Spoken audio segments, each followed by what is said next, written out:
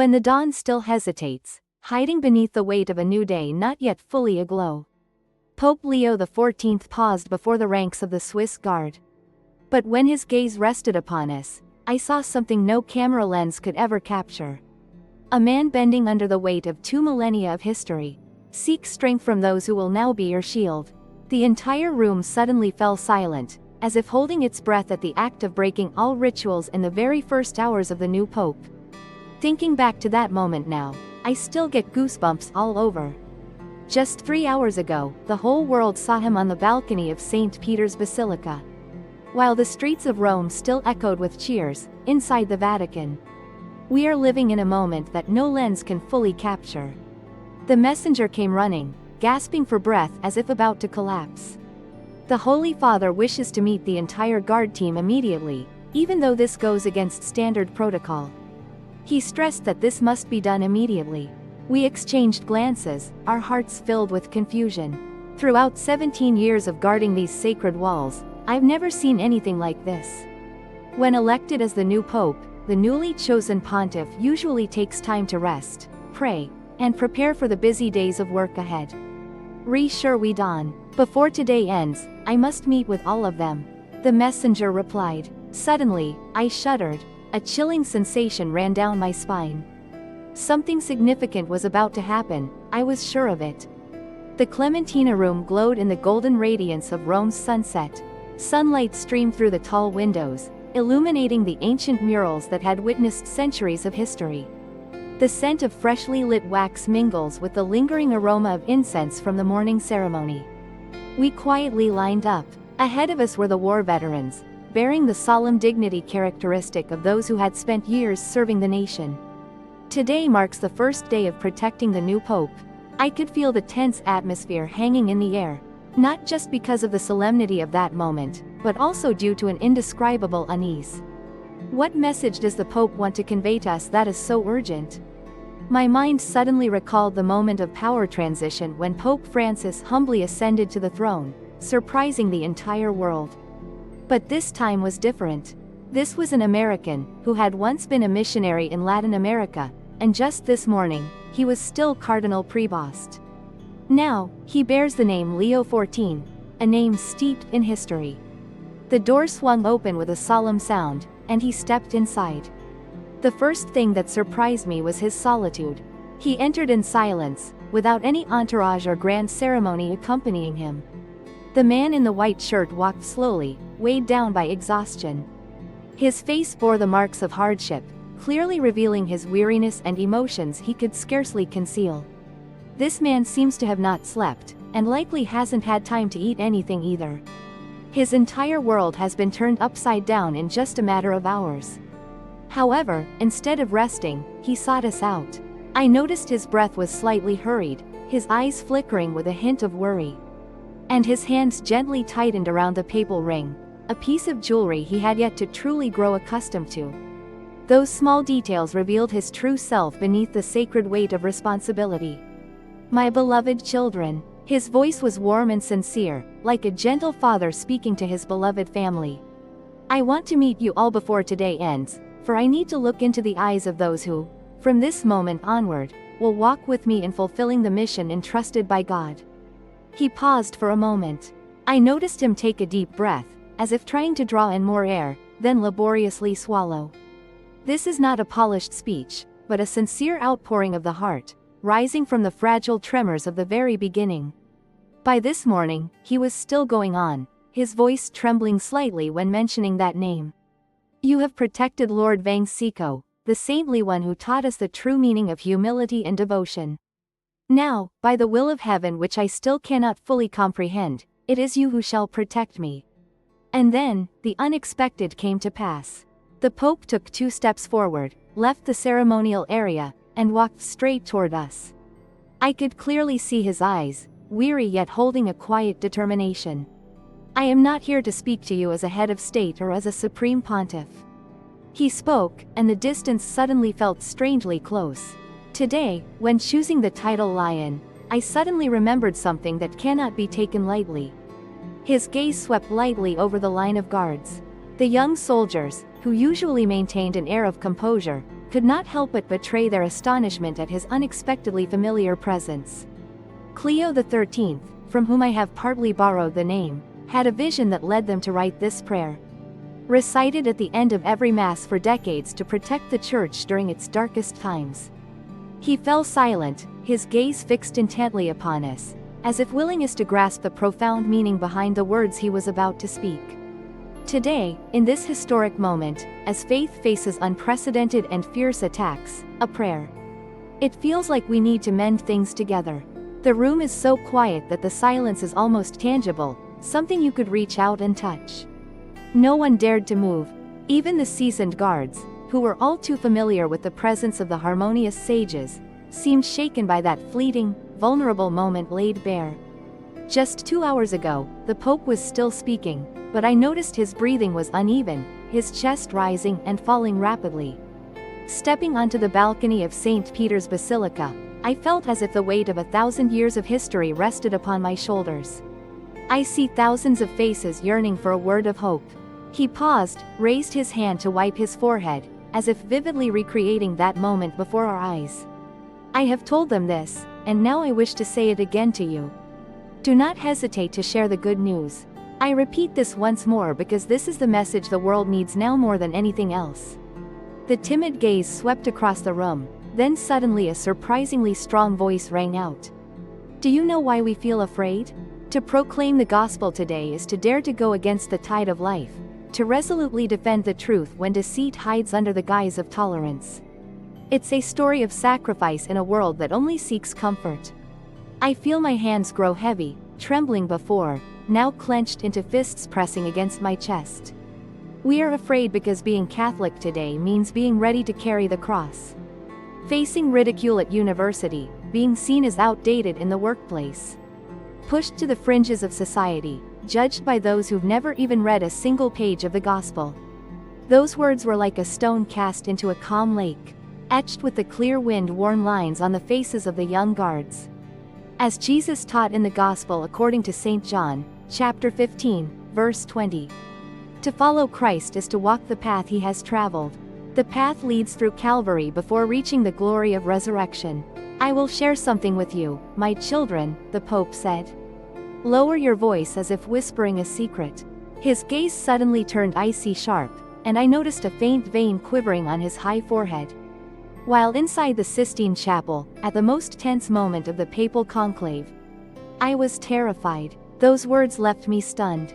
A pope, from the very first day of his pontificate, admitting your fears to those who admire you, as a symbol of unshakable supreme power. Not afraid of responsibility, but afraid of a world drifting further from God. A world where technology advances, but humanity regresses. We live in a world of countless connections yet lacking genuine empathy and true bonds. We build towering skyscrapers, yet let families crumble. I hesitated to raise my head, and in his eyes flickered emotions he was struggling to suppress. Francisco once told me, the world needs a pope who dares to kneel before God and bow before suffering souls. Those words gave me strength when the piles of ballots and the weight of responsibility began to weigh heavily on my shoulders. His voice choked up when mentioning Duke Francisco. He had to pause for a moment to regain his composure. Because the bond between the two of them was profoundly deep. And the pain of losing him remains intact, aching in his heart. And then, Pope Leo XIV walked on, quietly letting a single tear roll down. I recall the prayer to Archangel Michael. The prayer of his predecessor, Pope Leo XIII, was drafted after having a vision of the dangers lurking around the church. He cast his gaze upon the ceremonial spears we were holding, the weapons symbolizing the physical protection of the popes throughout the centuries. He pointed at them, solemnly declared, "But today, I want us to wield a sacred weapon, one far more powerful." And then, to everyone's astonishment, Pope Leo XIV gently closed his eyes, bowed his head slightly, and began to recite, "Archangel Michael, please shield and protect us amidst countless perils." He read in Spanish, the language he had used for many years during his missionary work in Peru. This language is familiar to many devotees. His voice, initially hesitant, now rang out with confidence and clarity. as if every word were a challenge to the unseen forces lurking to threaten unity. Shield us from the cruelty and schemes of the devil. Suddenly, I felt a chilling cold run down my spine. Next to me, the young guards clearly showed their emotions. Even the hardened veterans, known for their toughness, couldn't hide the flicker of emotion in their eyes. He continued speaking in Italian so that all of us could understand clearly. "We humbly beseech you, the Prince of the heavenly hosts, by the power granted by the Lord, drive away Satan and all unclean spirits, striding across the world, seeking to lure souls into hell." At the end, he repeated it in Spanish so that everyone could understand clearly. As the prayer ended, the space remained silent for another brief moment. Perhaps all of us clearly sensed the profound meaning of what had just taken place. The new pope, from the very first hours, led us into a sacred battle. Reaching beyond the walls of the Vatican, the pope emphasized that this prayer is the source of vitality, the very breath of life. This is not merely an age-old tradition. That is a declaration of war, affirming that we are entering a battle of wills.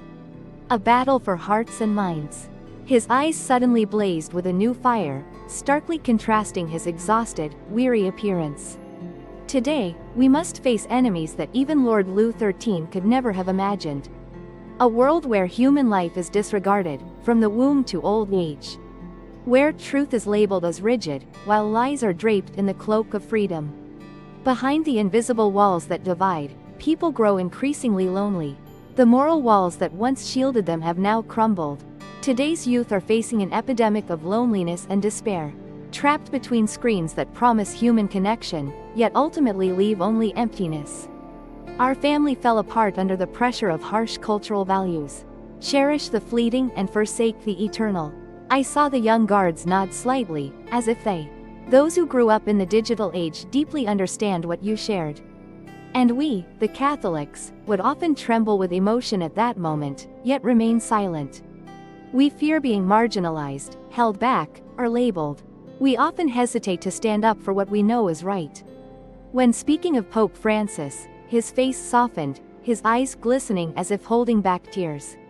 Pope Francis understands this. He once shared with me, "Robert, the Church today needs people who know how to live their faith, not those who are merely skilled in empty theories."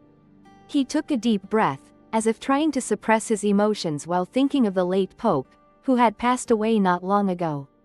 Pope Francis teaches that we should not be afraid to immerse ourselves in the suffering of humanity, even if it means getting our hands dirty. The shepherd must be deeply imbued with the flavor of the flock he tends. He paused, gently raising his hand to discreetly wipe the corner of his eye.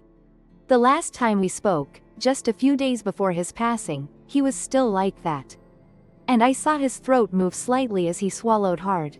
"If one day you must bear this false sword upon your shoulders, remember that you don't have to carry everything alone. How many are courageously following Christ with me in a world that rejects him?" Those words infused him with renewed vitality. His posture shifted subtly, as if the memory of Pope Francis was uplifting his spirit.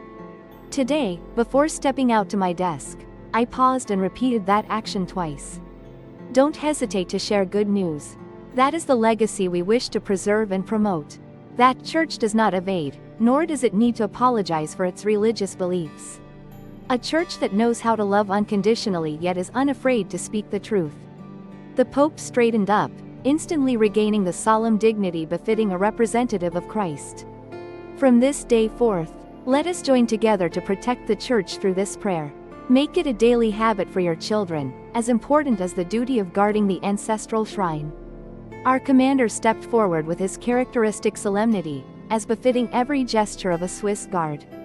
"Yes, Holy Lord Tra, as we have sworn, we vow to protect your life with our very own. We will uphold our faith through sincere prayers." What happened next is something I will never forget. The Pope climbed 14 steps, raised his hand, and blessed our spears. His fingers glided lightly over the metal surface of the weapons lined up at the front, in an act reminiscent of the ancient ritual of blessing swords before battle. He spoke softly, hoping these weapons would never have to be used. But their presence reminds everyone that the Church is not protected by you alone, but also protected by the divine power represented by the Archangel Michael. I noticed his fingers trembling slightly as they touched the cold, unfamiliar metal, a bead of sweat rolling down his forehead despite the room's coolness. This man is giving his all on the first day, even though he could have rested or celebrated. Before resigning, the Pope's stepping down from his position was an unprecedented act. He walked among the ranks of the guards, occasionally stopping before some of them, kindly asking their names, hometowns, and length of service. He stopped in front of Marcel, the young guard standing to my right. "What is your name, Your Holiness?" "I am Marcel Roth."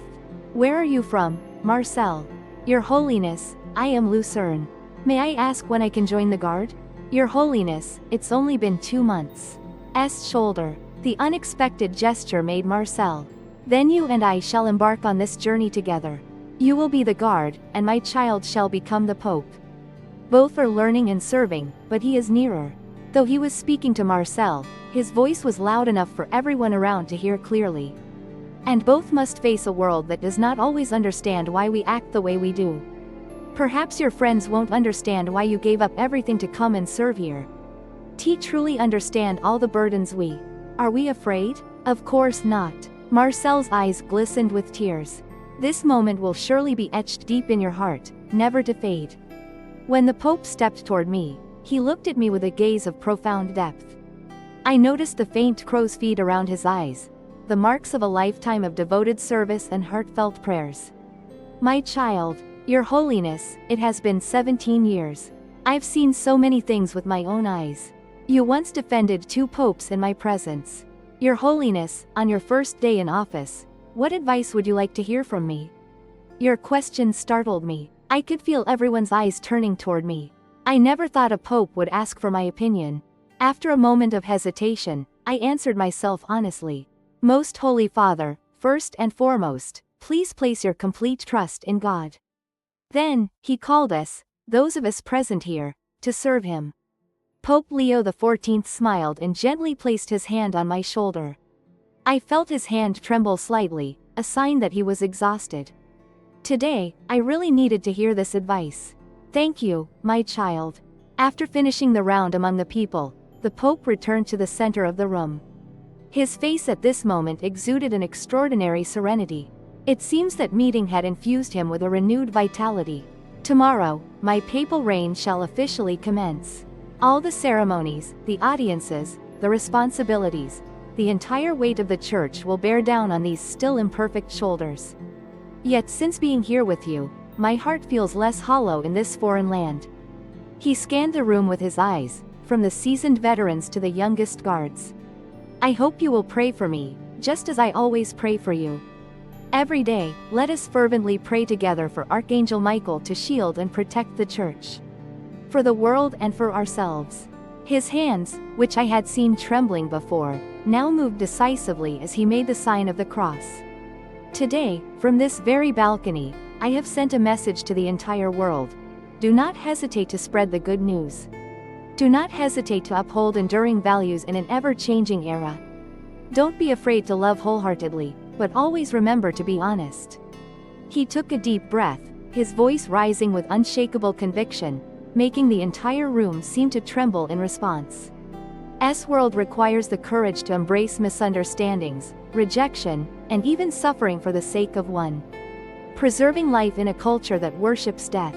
It is to protect the family from powerful forces seeking to alter its essence.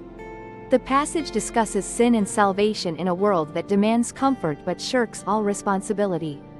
The entire room suddenly fell silent, as if everyone held their breath at the words just spoken. But that also means boundless love and sincere service without asking for anything in return. Forgive 70 times 7, yet firmly uphold the truth with a heart full of love and sorrow. Before leaving, she gave a weary yet sincere smile. Pope Francis has taught us to build a church that steps out into the world. It's time for us to walk without fear, for we know we are not alone on this journey. The Swiss Guard always stands steadfastly by the Pope's side, unwavering and clear in their duty. But most importantly, Christ himself is always with us, invisible yet invincible. When the door closed behind the Pope's white robe, our group remained silent for a moment longer. A solemn, hushed space, heavy with